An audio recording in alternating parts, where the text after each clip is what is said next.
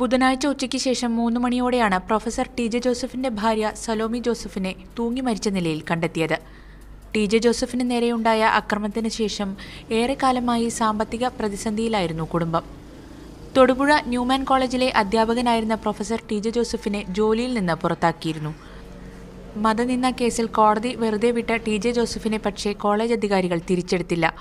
ഈ മനോവിഷമം സലോമിയെ ഏറെ അലട്ടിയിരുന്നുവെന്നാണ് ബന്ധുക്കൾ പറയുന്നത്. ജോസഫ് സാറിന് ഇപ്പോൾ മാനേജ്മെൻറ്റ് തിരിച്ചെടുത്താൽ ഈ ഇത്രയും കാലത്തെ ശമ്പളവും ആനുകൂല്യങ്ങളും എല്ലാം മാനേജ്മെൻറ്റ് നൽകേണ്ടി വരുമെന്ന് ന്യായമാണ് വക്കീൽ പറഞ്ഞത്. ആ വക്കീലിന് ഒരു സിറ്റിങ്ങിന് 30,000 രൂപ വെച്ച് മാനേജ്മെൻറ്റ് കൊടുക്കുന്നതാണ്. അപ്പോൾ അങ്ങനെ ആ വക്കീലിൻ്റെ അഡ്വൈസ് പ്രകാരമാണ് മാനേജ്മെൻറ്റ് ഈ ഒരു എഗ്രിമെൻറ്റ് പിൻവാങ്ങിയത്. അത് ഈ സലോമിയെ സംബന്ധിച്ചിടത്തോളം വല്ലാത്തൊരു ഷോക്കായിപ്പോയി. 2010 ജൂലൈ 4-നാണ് പള്ളിയിൽ നിന്ന് മടങ്ങുകയായിരുന്ന ടി.ജെ. ജോസഫിനെ ഒരു സംഘം ആളുകൾ ആക്രമിച്ചത്.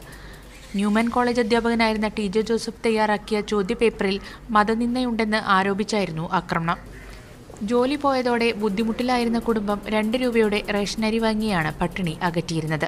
മീഡിയ 1 കൊച്ചി.